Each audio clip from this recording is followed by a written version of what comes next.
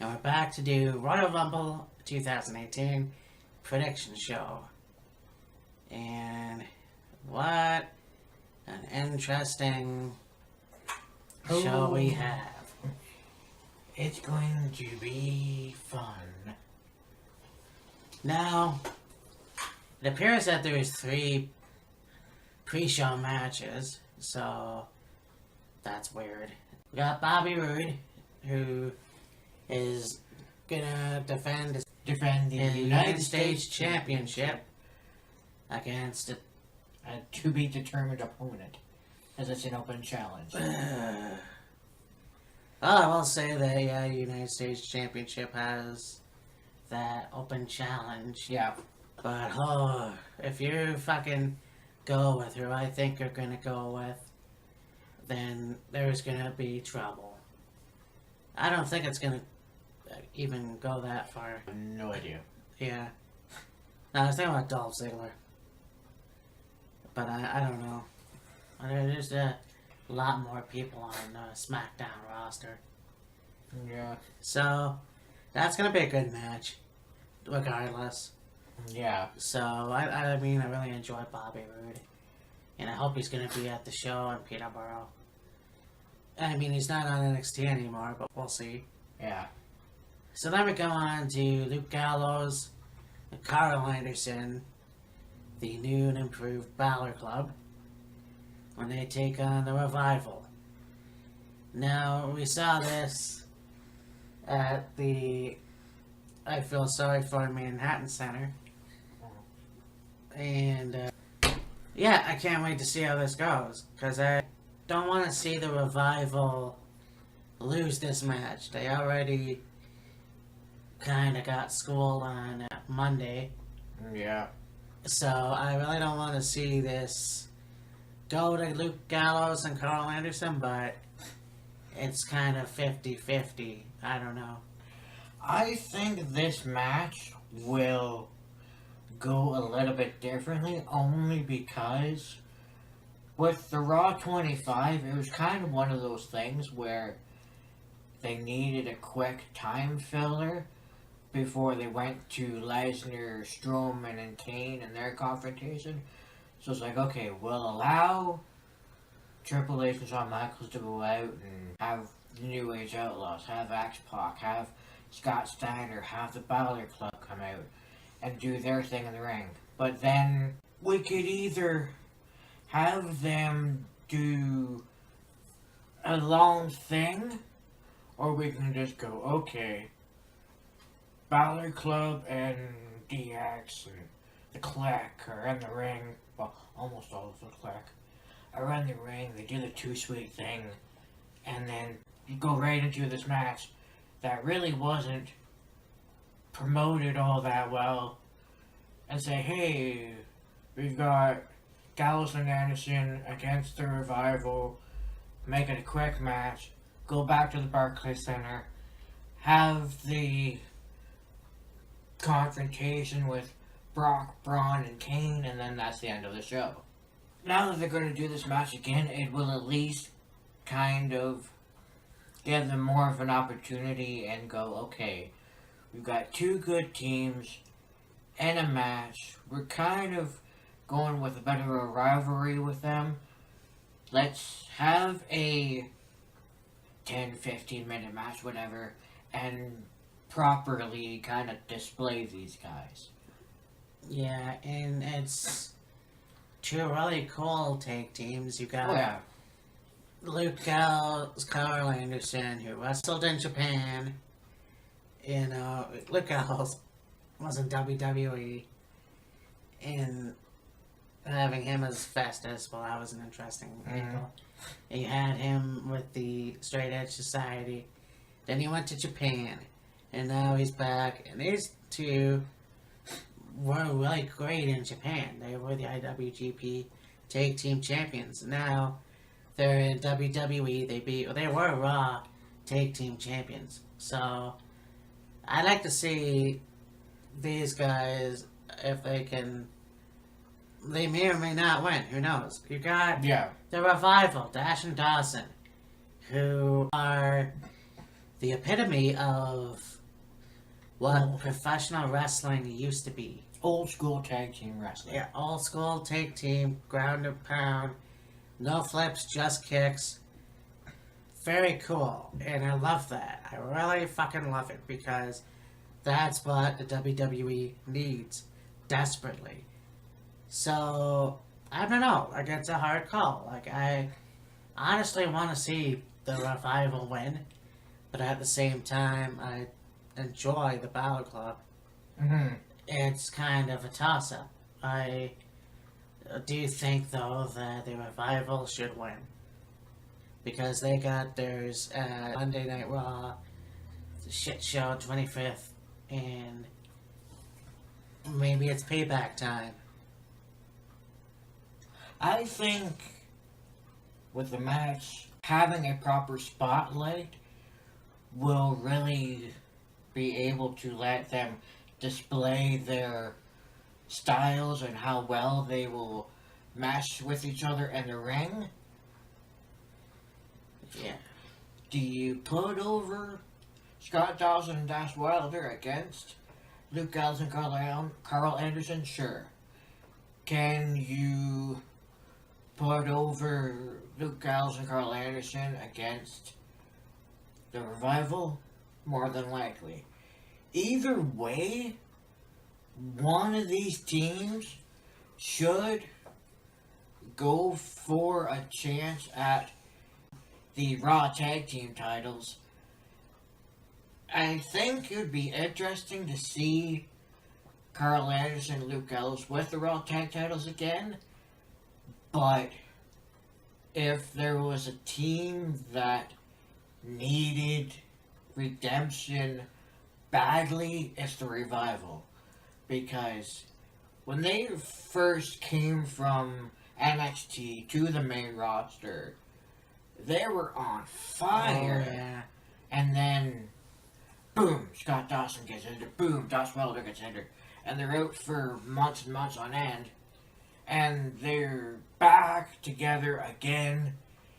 They're starting to go strong, but they need momentum. And I think maybe if you can get the Revival over on the Balor Club, it would build momentum and then have them against other tag teams, and then maybe build them up to the Raw Tag titles. Like, Luke Gallows and Carl Anderson have kind of fallen off the radar, so to speak. Yeah.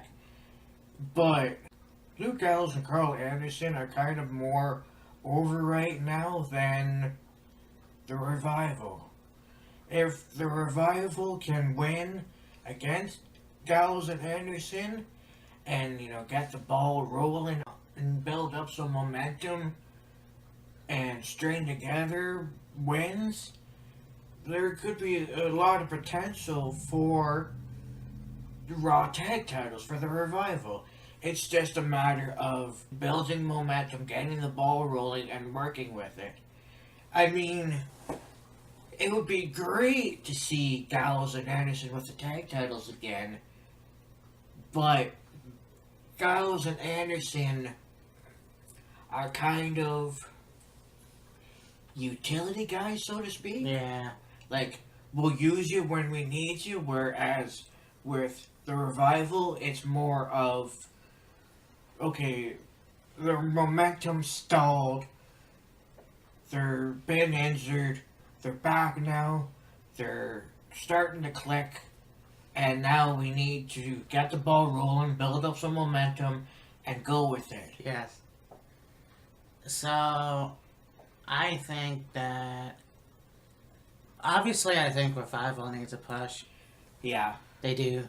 I mean, and it's be good sooner rather than later.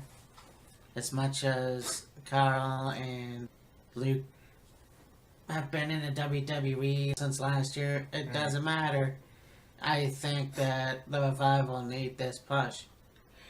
And it's really weird because when they first came onto the main roster, they were going along so well, and it really seemed like there's a lot of potential and a possibility for the Revival to eventually either end up with the Raw Tag titles or be at least number one contenders for the tag titles. Yeah.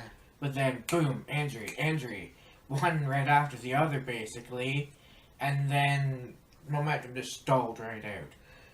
So now that they're healthy and they're back and they're having matches again, let's get the ball rolling. Let's build up momentum with these guys. Get these guys back over with the fans as far as top guys, the heels, and go with it. It's time for them to be taken seriously, and it better be, this better not be, hey, let's bury the Revival. It seems as if now that the Revival is both healthy, it's kind of become a reintroduction of the Revival to Raw. I mean, it's not like WWE or Monday Night Raw or the WWE Universe forgot about them. It just seems to be when their momentum stalled out, they weren't utilized. I mean, maybe you'd have the one that wasn't injured in a singles match, but nothing really to carry on while the other was injured. But now that they're as a team again, it's like, okay, we're healthy, we're a team again, we want to display what we can do again, show everybody why we say we are who we are, and eventually get the Raw Tag titles. And now, of course, as I had mentioned before, that promo they cut on Raw, that was genius. And so, I want that team to go over on Sunday. That would be fucking awesome. Then they can move on to do whatever they want. That would be the ideal thing to do. Yeah, for sure. And not trying to, throw shade or disregard the accolades and the ability of Carl Anderson and Luke Gallows. It's just the Revival needs something. Oh yeah, and not to take anything away from Carl and Luke. They're a great tag team. It's just that the Revival need this. They fucking need this. Let's put them over on Sunday. Then we'll see how far they can go from there. You know what I mean? Let's just do that. It's gonna be a good match regardless, so I mean, we're right. So, yeah. Public. Oh, yeah. Then we go on to the cruiserweights. We got Kalisto, Lancia Dorado, and Grand Metalik versus TJP, Gentleman Jack Gallagher, and Drew Gulak. Yes. And of course, Gulak. Watching 205 and seeing those three luchadors in action, oh my god. And that's really what a cruiserweight division used to be like. Yeah. You got the Mexican luchadors, you got the strong style Japanese guys. Well, of course, it was only Tajiri, but it was great. And now it's coming back. So them being in a tag team, against Gulag and TJ and all those guys. I can't wait to see what more they do. unfortunately, I couldn't remember the third luchador. But now I know, of course, and that it's Lince Dorado. Yeah. So, anyways, yeah, I'd like to see that team go over. It's almost one of those things where Lince Dorado and Grand Metalik kind of get forgotten about because they're not continuously and constantly put on TV and in matches. They're kind of just put in the background, and then you keep watching 205 Live, Monday Night Raw, the Cruiserweight Division, and then when you see them again, like, oh yeah, I remember those guys. Yeah, I know. You put it, maybe not necessarily forget about them, but it's kind of goes to the back of your mind. And I mean, I'm a fan of Jack Gallagher. I think that TJP's a snotty little brat.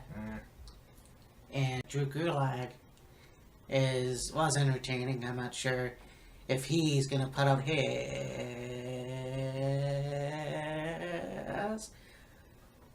PowerPoint presentations.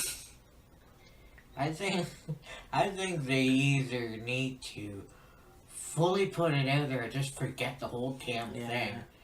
Because as entertaining as it was, and as funny as it's been, we kind of wasted a little bit of time. Seeing him start or want to continue with it or do something new. And it's almost like Elias right now. Then him getting interrupted. Yeah. It's the nostalgia act is gone, basically. That's true. But anyways, I'm looking forward to this. I can't wait to see. I mean, I kind of wish that it was going to be Gallagher in Hideo Itami, but I guess their match won't be for a while. I guess. So, I'm going to go with the Luchadors. Well, unless Gallagher puts on his famous headbutts, I'd like to see the Luchadors go over. Headbutt City, bitch! Hell yeah. So now we go to the official Royal Rumble 2008. Well, should we leave those two for last, maybe? Oh yeah, we're gonna do that.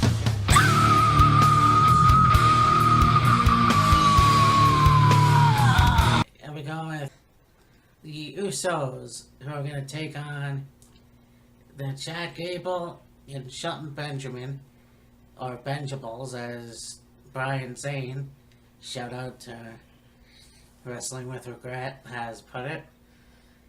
And this is for the Tag Team Championship, the SmackDown Tag Team Championship. This one's going 2 out of 3 falls. Yeah, we're starting that again. And I could see that, you know, when Jason Jordan left American Alpha to go to Raw, and then you had Kurt Angle bring in Shelton Benjamin, and I thought, oh, okay, this'll be neat. And then they started to lose momentum. And then they cut a promo on SmackDown. And now they're going to have a chance to face the Usos at a Royal Rumble. Do I don't know how good these guys are, because they keep losing. I mean, I know they've won matches, but holy shit. And then you got the Usos, who can kick a lot of ass. You know, they've basically, you know, they've proven that they can win both titles. They've proven that they can go at the back. I don't know. I can't really, I'm out of words here.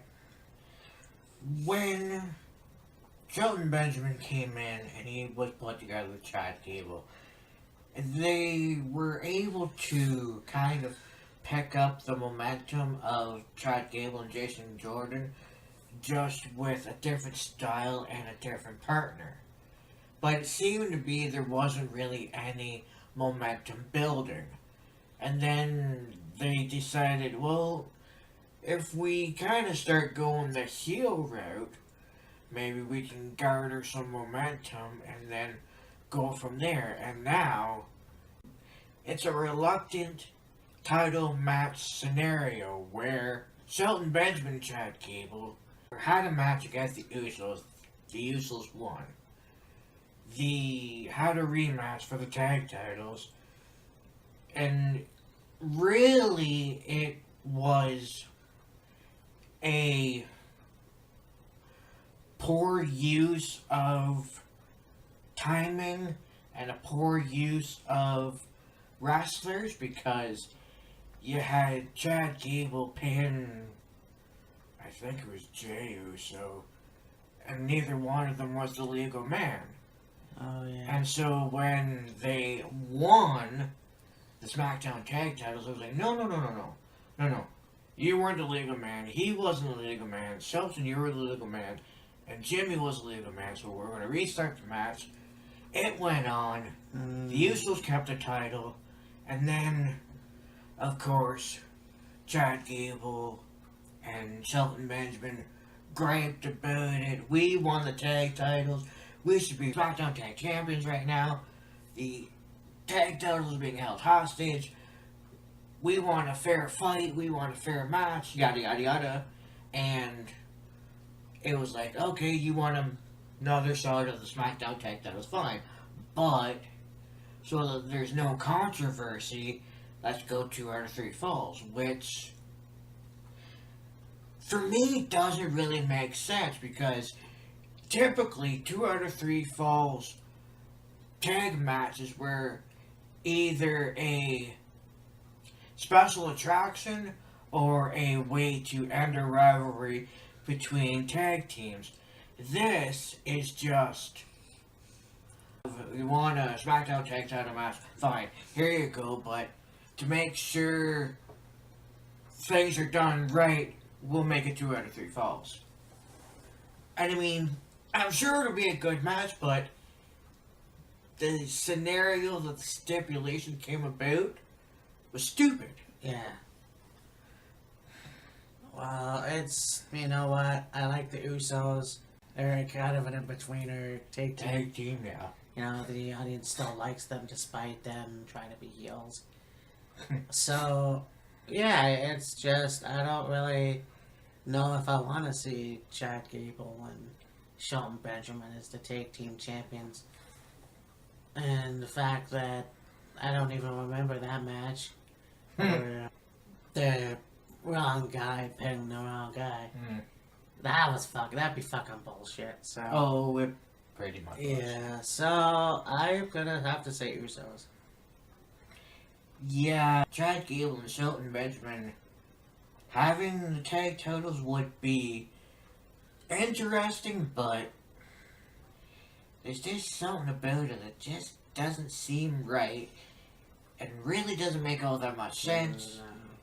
So I think for maybe continuing the rivalry and making it more interesting, I guess, have the Usos win. Yeah, I think that's best. That's best.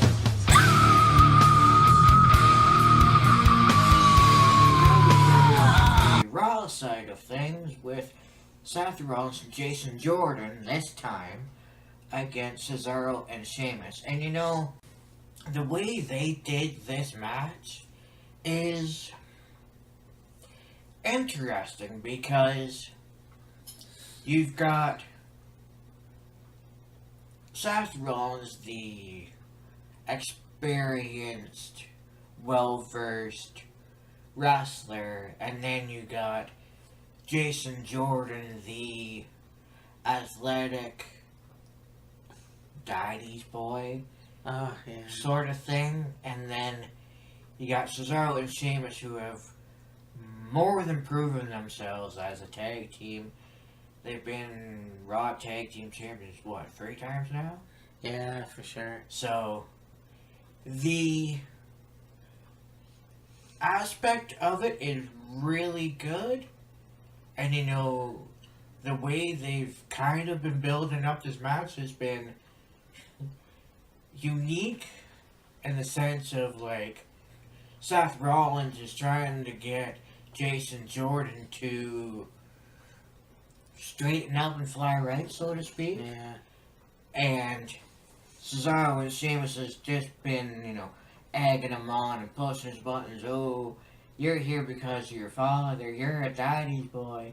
So on and so forth. And really just aggravating Jason Jordan to the point of really wanting to get his hands on the two of them, but also it's almost like a snotty rich kid attitude, but it is. not over the top as far as like having everything and flaunting the money and that sort of thing. Yeah. It's just the attitude of like, He needs his Bubba.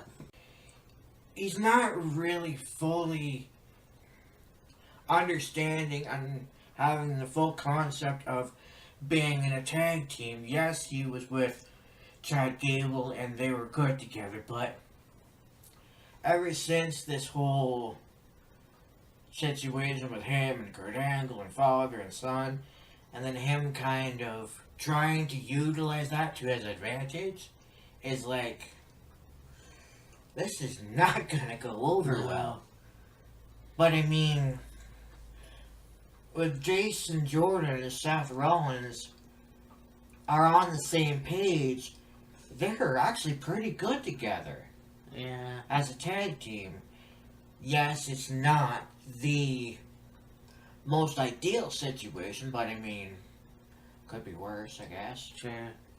But if you think about it, I'm pretty sure I smell a heel turn. Come Royal Rumble, I can see Jason Jordan turn Seth Rollins. Because, There needs to be reasoning for it, though, I think. all true, but I think Jason Jordan is fucking up, and Seth Rollins is calling him on his bullshit. So something's got to give at some point, and it may not happen at the Royal Rumble, but it's gonna eventually happen. I've had enough. You tell me what to do. I want to do my own thing, and so I'm gonna Yeah, say, fuck you. We're not a team anymore. yeah, exactly. So I don't know. It's a hard pick. I think the Bar is a legit tag team. I think they should win the belts back, but at the same time, who's next for them? I don't know. Yeah. Is it possible that Rollins and Jordan can win?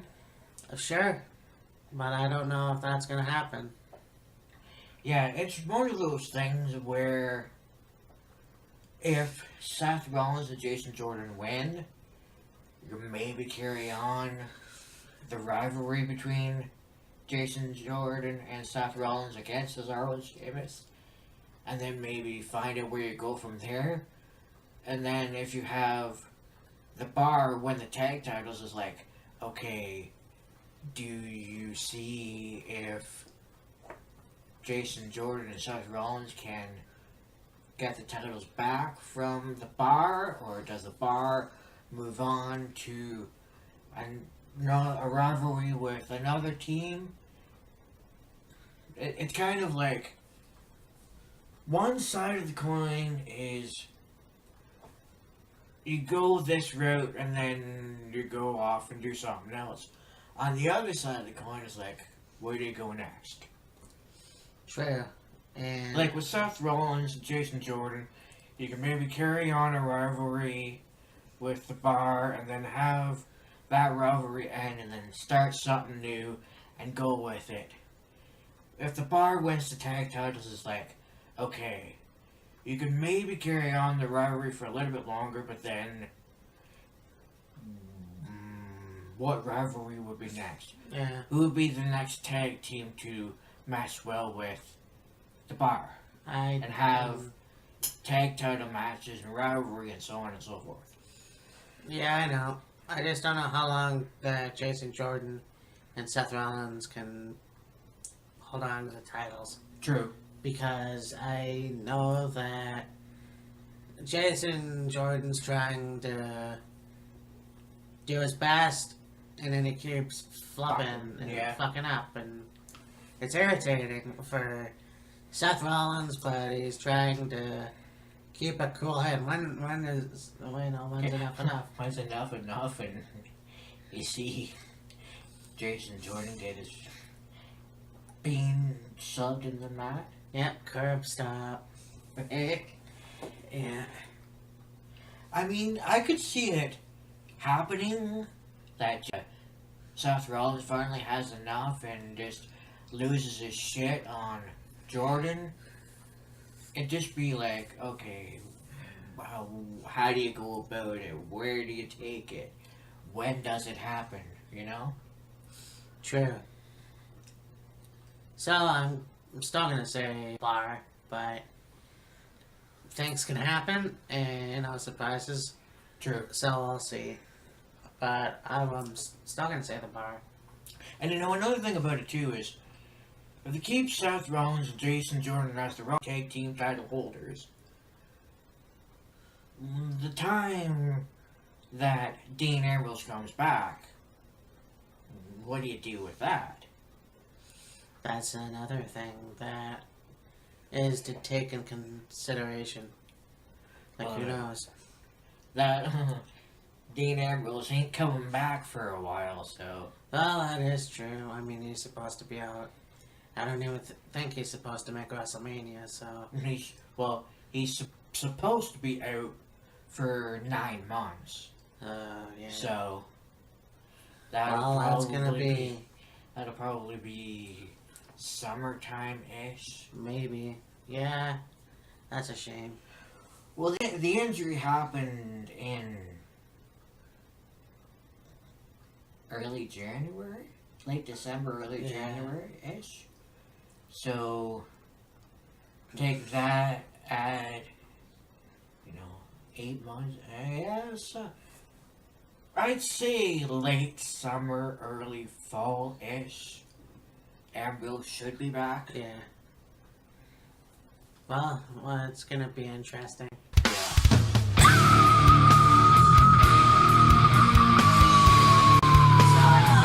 To AJ Styles versus Sami Zayn versus Kevin Owens in a handicap match. Interesting. We've already talked to death about it. It's fucking bullshit. Yeah. Like I said, when I first saw that, I had no problem with that, only because I thought it was a triple threat. But I should have realized that Brian said handicap match. Yeah. And, it is stupid. Like, seriously. Shane and Brian act like fucking babies. And this is the result of it. Because AJ Styles is trying to be the bigger person. I still think that somehow AJ Styles is gonna win. I fucking hope he wins. I don't know how, but I hope he wins too. Because I do know. Yeah. If I see a cold WWE champion, then maybe I will stop watching SmackDown. I don't know. I'm sick and tired of fucking bad ideas from the fucking company. Yeah. So, yeah. It's gonna be a short answer, AJ Styles. Yeah. Talk about how long is it going to be before Seth Rollins goes off on Jason Jordan. How fucking long do you think it's going to be before AJ Styles fucking snaps on goddamn Shane or Daniel? Oh, I hope it doesn't take long. Fuck. Those two act like fucking childs. Children. Yeah, I know. It's fucking dumb. Yeah. I mean, it's like I said in a video we did before. Shane McMahon and Daniel Bryan are conducting themselves on SmackDown right now like Stephanie and Mick Foley did on Raw. When Mick Foley was general manager of Raw at the time. Just at each other's throats. Constantly questioning each other. I don't like this decision. I don't like this decision. I'm gonna do this. I'm gonna do this. You're this. You're that. Whatever. And it's like, you're the general manager and commissioner of your brand. You're the authority figures. Fucking act like it. Do your fucking jobs. You fucking idiots. You are children, and you need to straighten your shit. Because this is how you're gonna do your company. It's bad enough that I had to sit through Monday Night Raw, the 25th anniversary, when you knew you had a go-home show. But you had to squeeze in the Manhattan Center, that legendary Manhattan Center, where you had the old school Ico Pro on the thing. And you had one fucking match. And they sit there, and they're twiddling their thumbs, and they're going, oh, when are we back on? I just watched after the show with The Miz coming up. The Miz! Somehow The Miz came from Brooklyn all the way to Manhattan and is getting his ass kicked by the Clique. Well, mostly Seth Rollins. Yeah. You couldn't put that in the show? You couldn't fucking put Matt Hardy and Jeff Hardy. Well, actually, you probably couldn't because that was a TNA reference. You fucking don't know what you're fucking doing. And this, I don't know what the hell's going on. I don't know if it's a part of the storyline. But Shane and Bryan need to fucking coexist. Yeah. Because this shit does not need to happen. And I hope to God, whatever, AJ Styles is coming out of this match, the WWF champion. And that's the bottom line. And that... it's a real fucking shame. Yeah. You know, as much as you might not fully agree with them having the Manhattan Center be part of the 25th anniversary of Raw. Oh, I do. I don't agree with the Barclays Center being a part of it. Well, like I said, I understand they have to go with the go-home show. But here's the Manhattan Center. What day was Raw? That's January 11th, 1993. Manhattan Center. You have everything that was... You had the red, white, and blue ropes.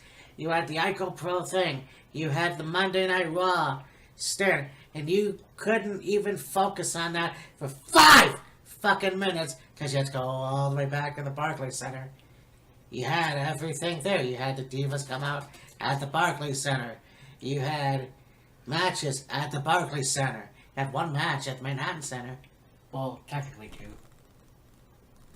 Had Bray Wyatt and Matt Hardy, and then a fairly quick match with the Revival and Dallas and Carl Anderson. True. But, You know what? I made a video of this already, so I'm not even... You want to know more about it? Watch that video. Yeah. I'm sorry I went on a tangent. Yeah, it's okay. But...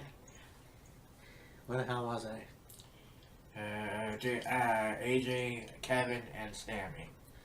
Yeah, so I'm just gonna say AJ Styles. Yeah, I mean, okay, could you have Kevin Owens as champion? Sure.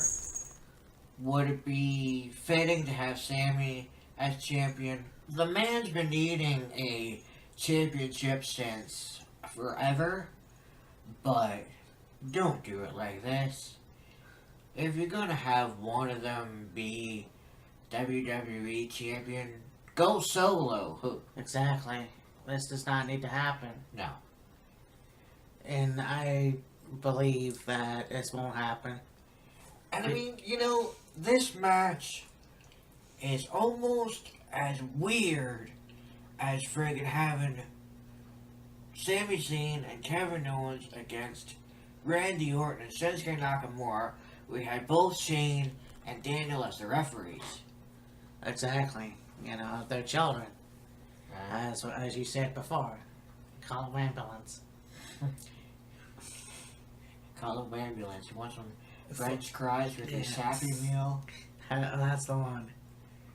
But it's true. God.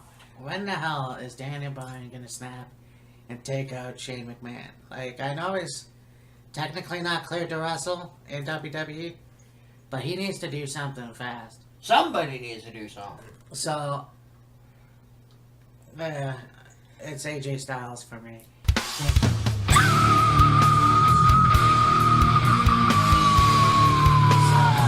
Go to Brock Lesnar. Yeah, we have the triple threat monster match. Braun Strowman and Kane in a triple threat match for the Universal title. And holy shit, has this the lead up for this been Oh my god. A+. I mean, I said this before. 2017 was the year of Braun Strowman. And, you know, the match at SummerSlam.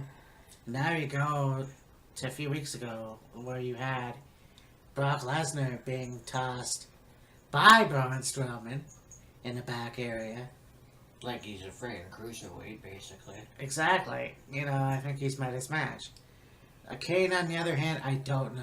I really have no clue why he's in there, but they're using him. Okay, fine. Yeah. And the fact of the matter is, I don't know how this match is going to go. Yeah. Because even if Braun Strowman wins, let's say, they're going to have a match at Fastlane. Here's my thoughts. Okay. I thought about this a little while ago, maybe a week, 2 weeks ago, whatever, before we did this video. And here's my thoughts. The last couple weeks, they've been building up Strowman like he's King Kong. Yes. He's king shit. And they're really pushing him really well for the match. Now, the last time they did this was Braun Strowman and Brock Lesnar one-on-one. What happened? They build up Strowman, build up Strowman, build up Strowman. Brock ends up beating him. Now, the last few weeks they've been building up Strowman, building him up, building him up, building him up, building him up. Do they finally give him his due and give him the championship, or is it just going to be another fuck up? Yeah. I mean, that's kind of how they go. They go, okay, we're going to let the audience... Oh, the audience wants Braun Strowman? Okay, we're going to build him up, and then we're going to pull the rug out from under everybody and have Brock Lesnar treat him like a little bitch. Yeah. You know, that could be... I could see that. Because, let's face it, that's what they've done in the past. So, technically, I want to see Braun Strowman get the title. Yeah. Realistically, I'm pretty sure that Brock Lesnar is going to triumph overall. Because SummerSlam, he gets injured. SummerSlam, he goes to a fucking table. He gets a computer chair thrown at him. Yeah. He gets stretchered to the back. He comes out, and he wins the match. How the fuck is that possible? I know, right? So this match coming up, I don't know what to say. But I'm going to go with Braun Strowman. And as much as I like Kane, let's face it, and I probably said this before, Kane's a former shell of himself. Yeah. You know, I don't take him the least bit scary. So, Braun Strowman for the pick. That's how I go. You kind of don't take Kane as seriously as you used to. Yes, he's still a really good wrestler. Yes, he's a veteran in the WWE, but the demonic, scary, dangerous, will go to no ends Kane was 15 years ago. Yeah. So, I mean, if Kane were to win the title, okay, they could run with it, see where it goes. If Strowman wins, good on him. It's long overdue. Very long overdue. If Brock wins, it's like, okay, what's next? Yeah, I don't even want to think about that. Because, like I said, they still have Fastlane. True. So it's like, okay, so if, let's say, Brock wins at Royal Rumble, they better have him have a match at Fastlane. Hmm. That's just the way it should be. Because the way they've had it for months is they're going to have Brock Lesnar and Roman Reigns at WrestleMania, and why are we watching that again? Oh, wait, because Roman Reigns didn't win at WrestleMania 31? Fuck you. Yeah. So, I honestly think it'd be cool to see Strowman with the Universal title. yeah. Just to see, honestly, what kind of a champion he'll be. Yeah, he'll probably still be the dominant ass-kicking machine. It's just... what would happen if he wins the title and you put him against guys he really hasn't been in the ring with yet? True. You know, I think he could be undefeated. Possibly, yeah. That's a big thing, you know. I think, yeah, because he is, like I said, should be Wrestler of the Year 2007, but at the same time, he wins the belt, he should be undefeated. He's not undefeated now, so that's fine. But half the belt and see how far it goes with that. And then maybe, who knows? Yeah. But, yeah. For sure.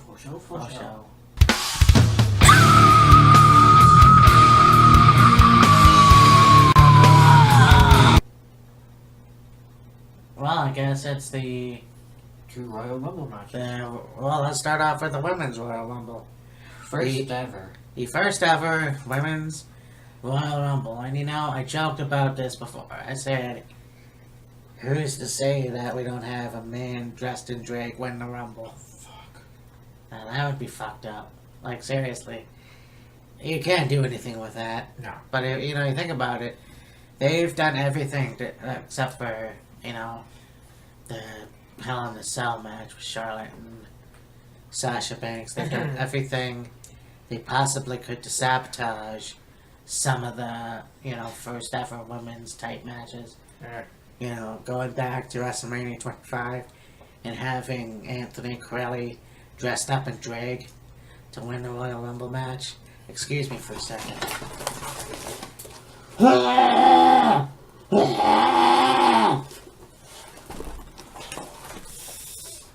Wow. And yeah. then you got the Chinless Wonder. I even forgot his name. James Ellsworth. James Ellsworth. Going up on top of the ladder and taking the Money in the Bank briefcase down for Carmella. Like, I know that's only two, but you gotta realize that these women kick a lot of ass.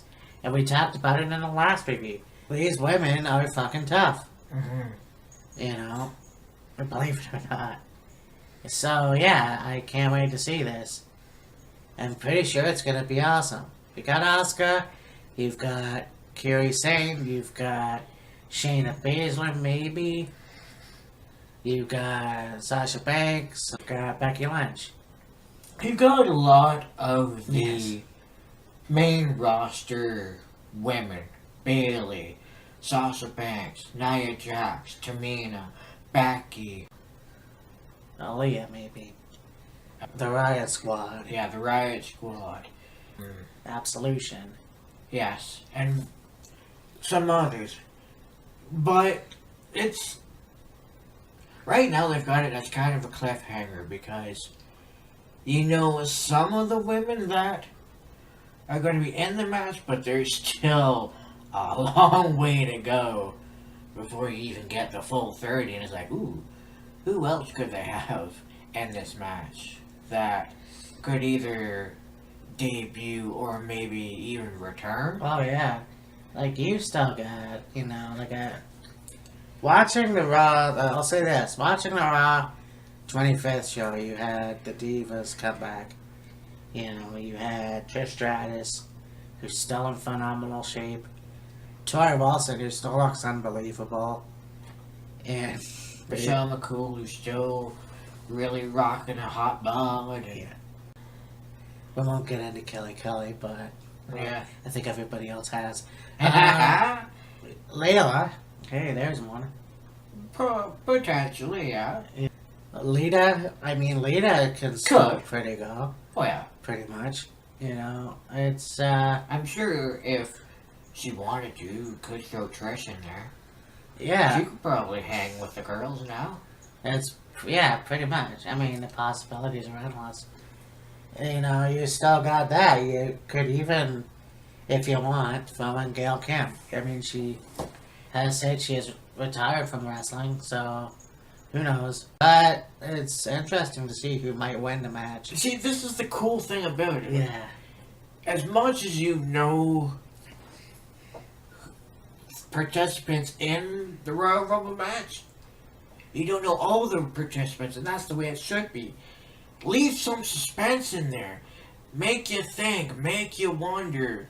Kind of come up with scenarios in your head. Who would you like to see? Who would be a participant that could hang with the girls of today? Oh, yeah. We're from yesteryear, and just there's so many options and scenarios and thoughts in that. And see, that's when we did our year of review for wrestling on New Year's there. I said the Royal Rumble match last year was really good, but you pretty much knew everybody that was going to be in the match. You just didn't know when they were going to enter. At least now, okay, you've got some idea of who's going to be in the match, but the window has been left open for surprise entrants and other participants that you don't know about, that you just anticipating and really are curious about. It's the same with the men's side of it. Okay, you've got like John Cena and Randy Orton and Shinsuke Nakamura and I think Baron Corbin and Bobby Roode. Well, then let's say Bobby Roode. Let's say Bobby Roode. But again, there's a few that you know about, and then there's been some others that have named they want to be in the Royal Rumble match. It's fine, but there's still a window left open for who else could be in the Royal Rumble match. Who could possibly be a surprise entrant, you know? Yeah. This is what makes Royal Rumble match so good and so unique. And you know, if you're not a wrestling fan, like if you haven't watched wrestling in forever, you have this to follow on and watch and be excited for, because it is so unpredictable. Yes. This year, who knows if it is or not? I don't know.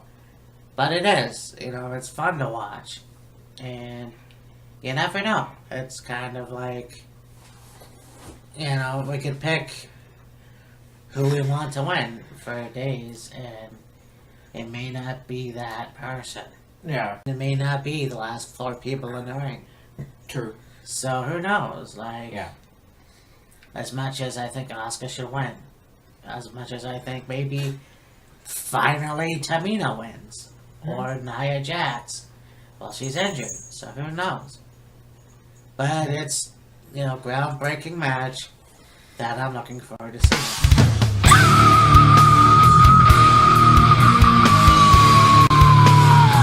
So, with that, we go on to the men's Royal Rumble. And I don't really know how much more we really need to cover on that. yeah, I know. Like I said, like we talked about with the women's, anybody can come back. You know, last year there were no real surprise entrances, No, not really. unfortunately. But hopefully this year there might be. It's kind of like, let me put it to you this way: anybody but Roman. I mean, you could have Shinsuke Nakamura win. You could have Baron Corbin win. You could have... Well, you could even have Jinder Mahal win. I mean, who knows? The possibilities are endless. And let's see who's going to get the push for WrestleMania 34.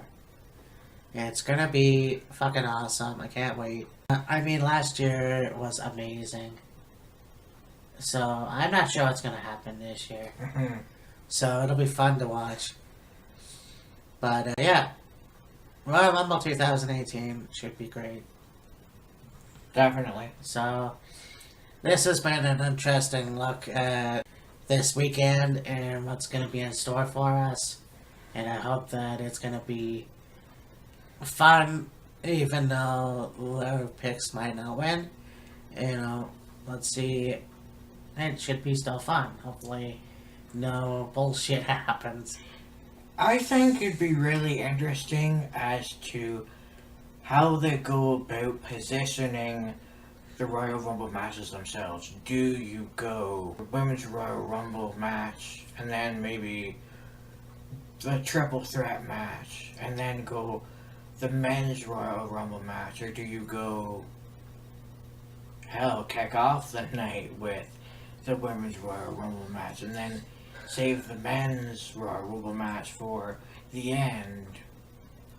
That's what I'm thinking. Or do you go back to back? Like, cause they couldn't do that. And the men's Royal Rumble, whether you like it or not, it's gonna end tonight. I'm sure. Usually, well, it always. Sometimes it does. Yeah. I think there's maybe 2 or 3 that didn't end the night, but we'll see. Yeah. It's gonna be, that part will be unpredictable for sure. Oh yeah. So it's gonna be fun, and I'm looking forward to it. So, yeah. For me, Matt, this is Killer Kyle, and yeah, well, I guess see you next week. We'll see you again. See you again. Bye.